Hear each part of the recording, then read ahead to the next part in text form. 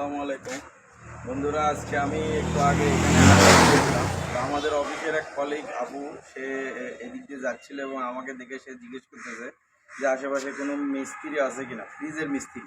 তো আমি জিজ্ঞেস করলাম তার ফ্রিজে কি হয়েছে। সে বলতেছে তার ফ্রিজে আর্থিং করতেছে।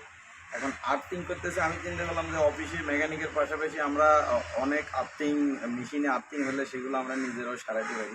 তো আমি চিন্তা করলাম যে আমি দেখি কতটুকু পারি কিনা।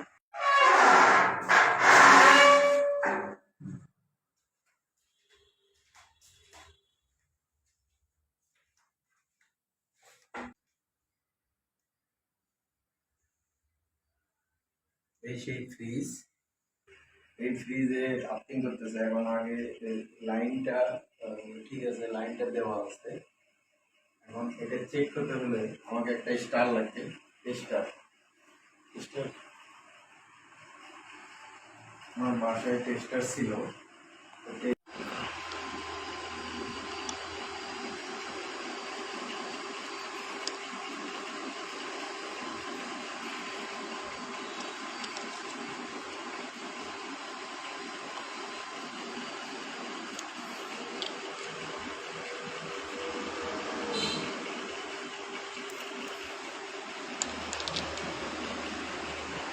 পুরো ফ্রিজটা আর্থিং হয়ে গেছে।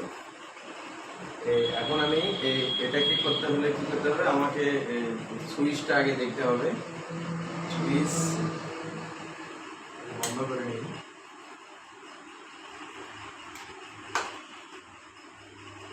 সুইচটা হচ্ছে থ্রি প্লাগের সুইচ। এখানেও থ্রি প্লাগ আছে, বাট এখন আমাকে এটা কি করতে হবে, একটা কিছু আইনে একটা ইয়ে কেটে ফেলতে হবে আমাকে।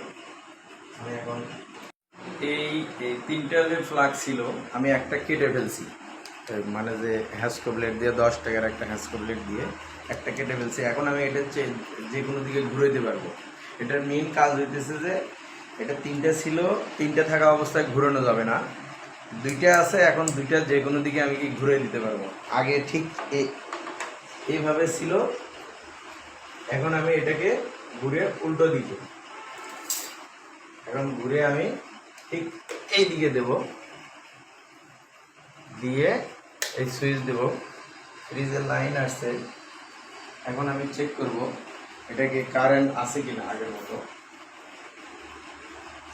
দেখেন এখন আর কারেন্ট নেই, মানে যে এই এই এই আমি হাত দিতেছি, কোথাও কারেন্ট নেই এখন আর।